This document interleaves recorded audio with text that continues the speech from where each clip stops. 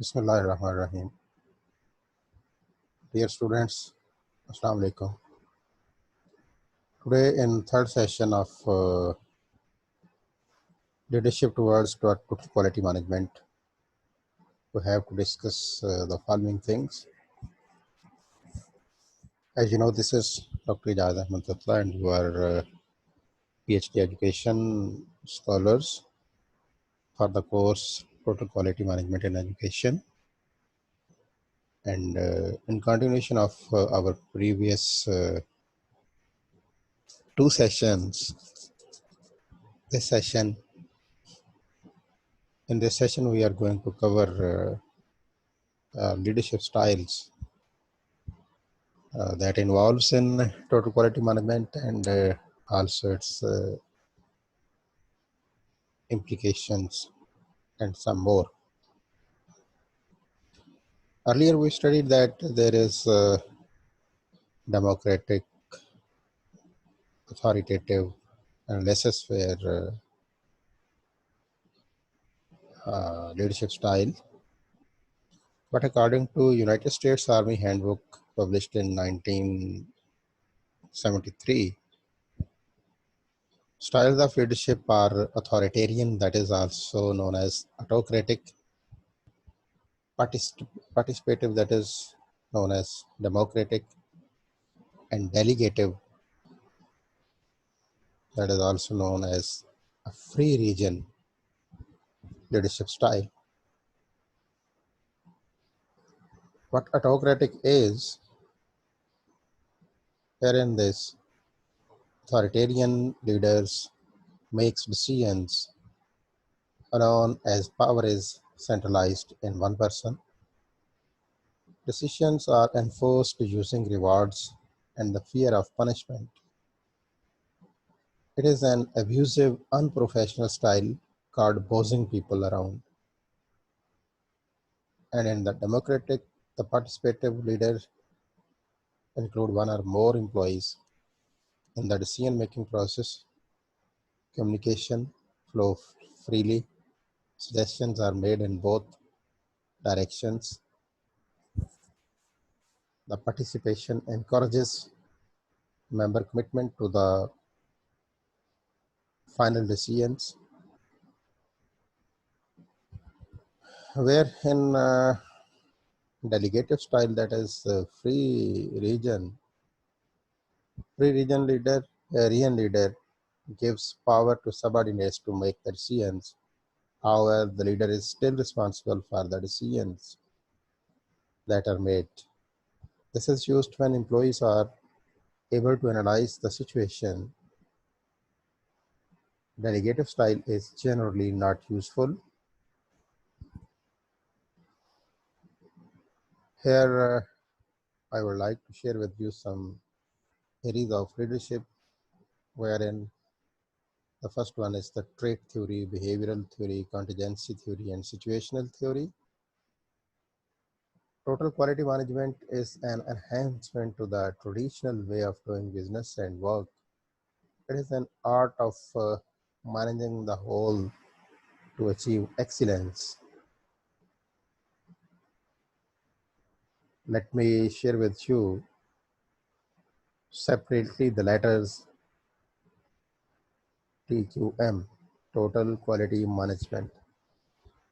As far as total is concerned, everyone in the organization is involved in creating and maintaining the quality of the services and product offered.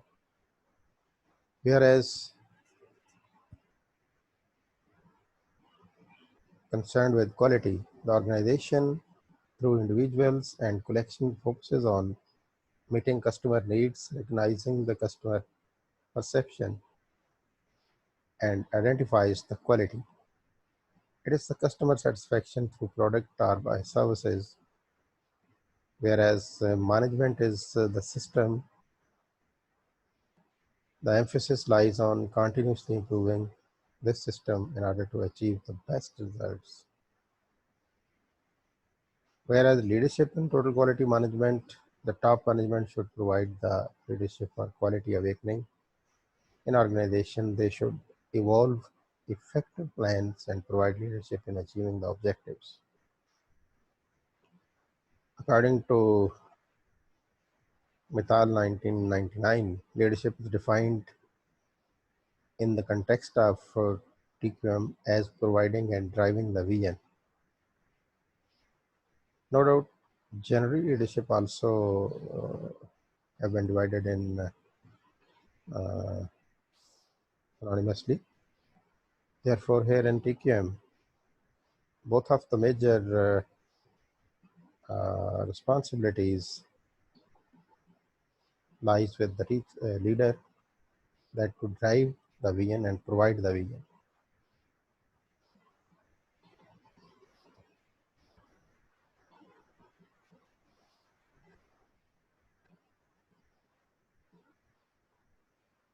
Lastly, we have studied the 7 habits of the good leaders and 7 steps taken by the leaders towards the quality management, total quality management. Here I should like to share with you the leadership development. Leadership development is a crucial function that a top-level executive has to follow. This includes setting up leadership down in the hierarchy line of the company. The top-level executive has to strategically plan and set line managers for different processes, and the same responsibility goes for the line managers as well. As far as planning and implementation is concerned, it is also carried out by leaders of the company or a process. For example, the company director should plan the standard process and individual practices of the company. In addition, he should also meet with other top level officials and prepare policies for the some running of firm. Employee and process assessment is one of the typical corporate leadership role and responsibilities of a line manager. For example, a project manager is responsible for how his member perform. On the other hand, a director may be responsible for managing the departments and making sure they are working fine.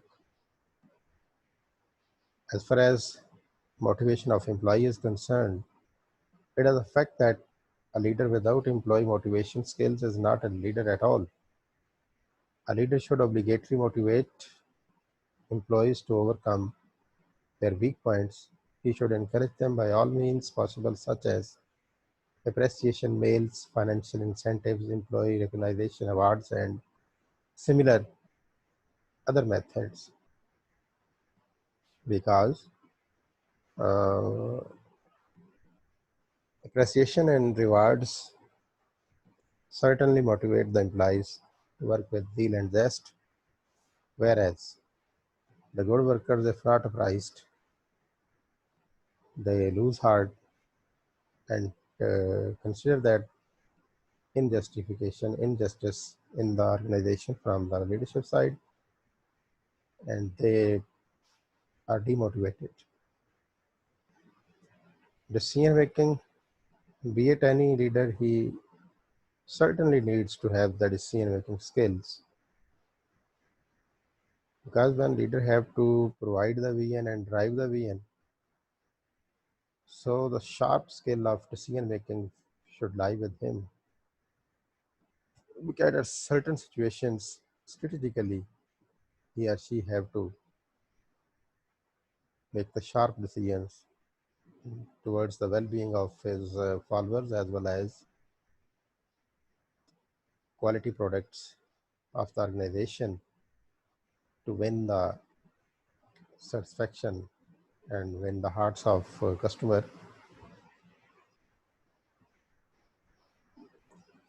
Conflict resolution is another important feature of the leadership, because where the people are working and at different lines, the workers are performing their duties. There might be some certain conflicts, conflicts on management, provision, production, and on the processes. Any of the visionary leader should be capable of resolution of the conflict at spot. For this purpose, any of the leader, any of the high up should not wait for the last moment, because as the time passes, the conflicts uh, get more ambiguous and people don't work in proper way, and they lose their confidence. In such situations, leaders' conflict resolution skill show their significance. The leader should consider resolving the conflict with a professional attitude, impartial thinking, and total understanding of the situation. The need of problem solving usually arises in daily work of managers. A problem can relate to a hurdle in the project, deliverable, or any other process matter. Here again, the leader has to think professionally, obtain complete understanding of the problem, sort out and compare probable solutions, and finally reach one. As far as the effective leaders are concerned, we have discussed in detail in the last session. Let me share with you the customer satisfaction, total quality management, and leadership. Customer is considered as one of the asset of an organization and treated as boss or king. Customers dictates the market trends and direction. Customer not only has needs to be supplied basic performance functions, also he wants what he wants. Additional features satisfy him and influence his purchase decision. Manufacturing and service organizations are used customer satisfaction to measure quality. Hence, the suppliers and manufacturers have to closely follow the ear of the customer. As far as the situation of educational organizations are concerned, towards the customer satisfaction is just the stand of quality towards the education for which they have handed over their children to the organization. So it should be up to mark, and their all queries and their all needs should be met in time. So the best results towards their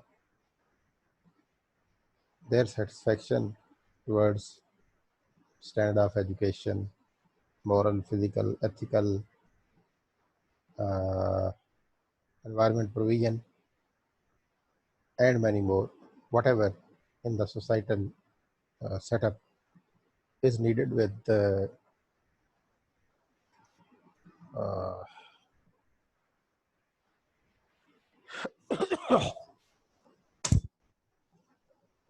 so the education institutions have to satisfy them by all means. Customer satisfaction organizational diagram you can see here. It starts from customer, frontline representative, functional operational area, senior managers, and CEO. The pyramid is used to determine the customer satisfaction as importance as customer is at the top and CEO is at the bottom. It depicted a strong relationship between customer and CEO. The company never makes a product for its top management people, rather it is meant for the customer. If we talk about frontline employees are in direct contact with the customer, so they are in a better position to understand the customer's problem and queries. There is case of empowerment, it is frontline employee who should be having more empowerment, which will enable him to solve customer problems directly on the post. There are different customer types, external and internal customers. As far as external customers are concerned, the current, prospective, and last customers. Internal, every person in a process is a customer of the previous operation. Yes, applies to the design, manufacturing, sales, supplies. Each worker should see that the quality meets expectations of the next person in the supplier to customer chain. Therefore, total quality management is commitment to customer focus, internal and external for both. Let me discuss with the customer supply chain. Here in this diagram, you can see that input from external customers, influence on the internal customers, and the influence of internal customers ultimately proceed towards the output to external customers. Therefore, questions asked by the people to their internal customers: what do you need from me? What do you with me output? Are there any gaps between what you need and what you get? So good teamwork and interdepartmental harmony is required. Also, the leader's role in supervising the internal customer supply chain. Uh, Total quality management and quality perceptions. As far as some perceptions are concerned in terms of total quality management, is quality management and management of quality. There is no full stop and no break in the chain. It's continuous process. Quality improvement is all it's about. Why? One important reason is the customer quality level is not static and his expectations keep changing and his demands too. It also planned a process dynamics, how to achieve maximum efficiency, optimizing cost and performance in the process, operations, minimizing waste. Factor influencing customer perception, American Society for Quality Performance, features, services, warranty, price, reputation. According to this society, these are the things that influence the customer perception. As far as perceptions of customer are concerned, these are the performance, features, services, warranty, price, reputation of the organization.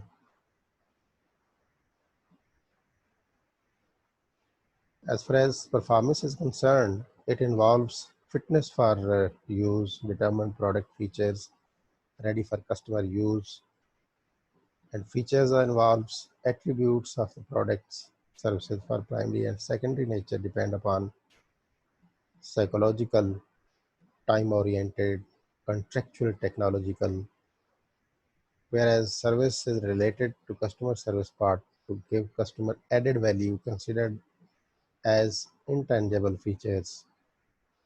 Although there is difference between better customer services than better quality of product.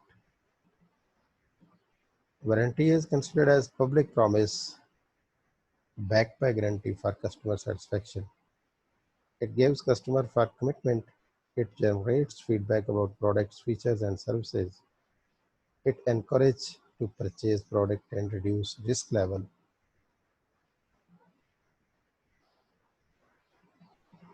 Prices, the perception of customer change about pricing. They can pay a higher price to obtain value. The customers have trend to compare multiple companies' products and services. If the company wants to retain the customer, they have to increase ongoing effort in terms of identification, verification, and update according to customer requirement. Reputation, it sometimes relates to the Goodwill for an organization. Total customer satisfaction gives an organization reputation. Customer perception relates to purchase trust, trusted brand name, which gives cost increase 5 times related to the product. It's point to be noted. Purchase trust brand name give cost increase 5 times. The strategy maker of an organization considers the economical conditions under consideration.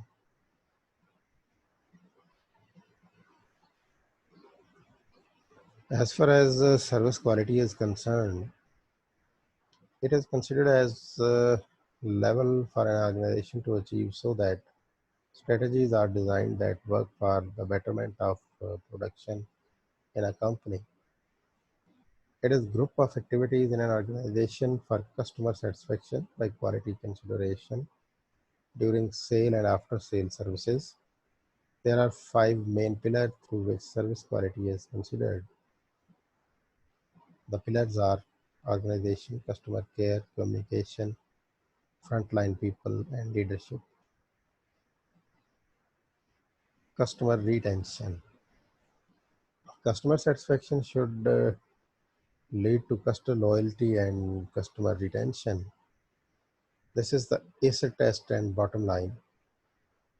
When the customer repeatedly comes back to you for repeat orders and to purchase new products manufactured by you, stiff competition and multiple suppliers, firm orders received and cash payment registered market share, customer referrals, and customer retention are an indication of your customer success and penetration. Thank you, all of you. I believe that you have listened and read carefully. As usual, I advise you when you are listening this presentation, you should have paper pen with you to write the queries.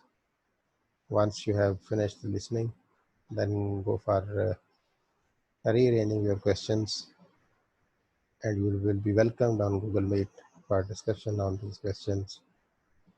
Moreover, you are on liberty to post all these questions on the Google Classroom in your comments. I would be there to respond these questions well in time.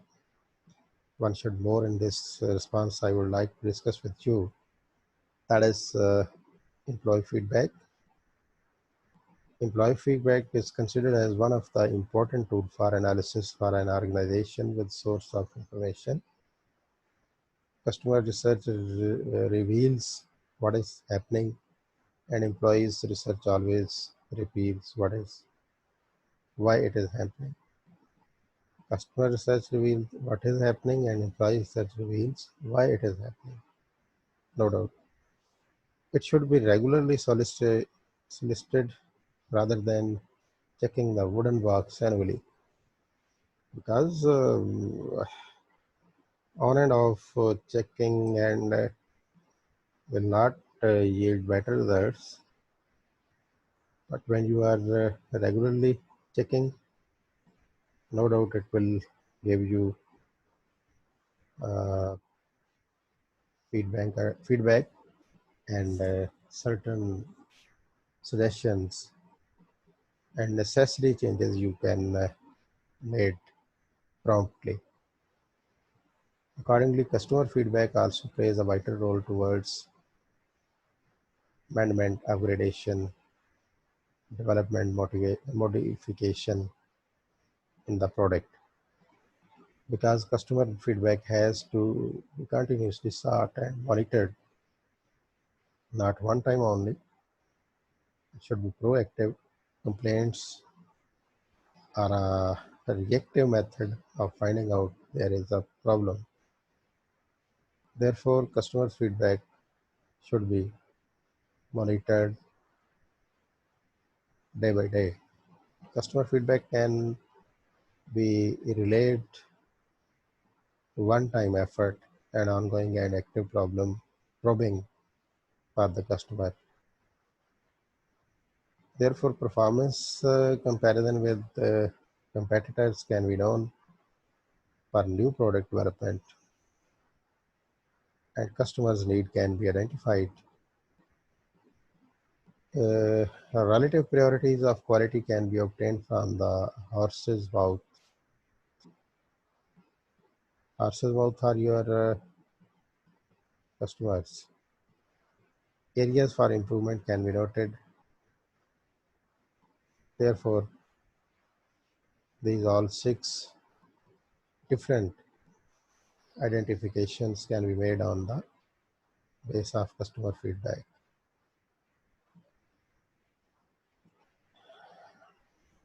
As we discussed in the customer satisfaction organizational diagram, it's very necessary for the all layers of the management, rather it is the CEO, senior manager, functional or operational manager, area manager, or front desk or frontline representative. They all have to listen and consider the customers' feedback, customers' uh, approach, and their viewpoint towards the quality of the product.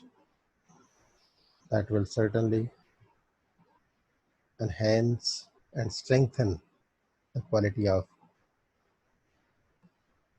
that product, and certainly total quality will be managed through all this. Here just I would like to have an eye view on the ethical leadership and total quality management, as I have earlier discussed in the second session, but just an eye view. Ethical leadership, to become an ethical leadership, it is very necessary to make ethical discussions and decision making a routine part of news meetings. Anticipate the ethical challenges that stories may present. At the same time, value the concept of prosecuting the copy. Expect editors to question facts, ask for verification, and minimize the use of unnamed sources. कि जी हमें किसी ने बताया, हमें ये पता चला है. No. Strong references are needed to quote any thing or any query. Recognize the difference between those who ask good questions about ethical challenges or concerns and story killers. Help people understand the difference between critical thinking skills and simply criticizing. Listen to people who dare to bring bad news to their leaders. Help people identify and use language that encourage green light thinking. How can we tell this challenging story, taking into consideration our ethical concerns? What are some good alternatives we could consider? Language is part of the culture. What words define ethical decision making in yours? Moreover, recognize the strong vocal personalities can intimidate others and may chill valuable constraints. Use support and encourage employees to speak up even if they are introverted, new to team, or feel they lack understanding. Be wary of the perception of reality that star performers in your organization are held different standards than others. And develop and use written ethics guidelines, but encourage people to use them as part of deeper discussion and decision making, not as a rule book. Consistency is not always a virtue. What we did last time may not be the best decision for a situation of different dimensions. Always be available to help your team making tough calls, but resist the temptation to do it all yourself. The best leaders build teams that can make sound decisions on their own. Bring other voices from other news sections to interns to maintenance crew into ethical decision making. The newsroom benefits from other perspectives and the invited voices become more knowledgeable about journalistic decision making. Contacting outside experts and seeking advice is sign of strength now, not weakness. Consider ethical decision-making skills when interviewing, hiring, evaluating, and promoting people. Consider it an essential competency. Measure it and reward it as you would other talents. Cultures are defined by what they reward and celebrate. They are defined by the stories they tell about themselves, their successes, their failures. Help all staff members understand the importance of sharing ethical decision making with the people they serve. Explain coverage decisions in publications and newscasts. Respond to those who contact them with concerns. Remember that written codes of conduct, ethics are practiced. Tell employees what the organization stands for or won't stand for. But primary influence on the staff is you, the leader.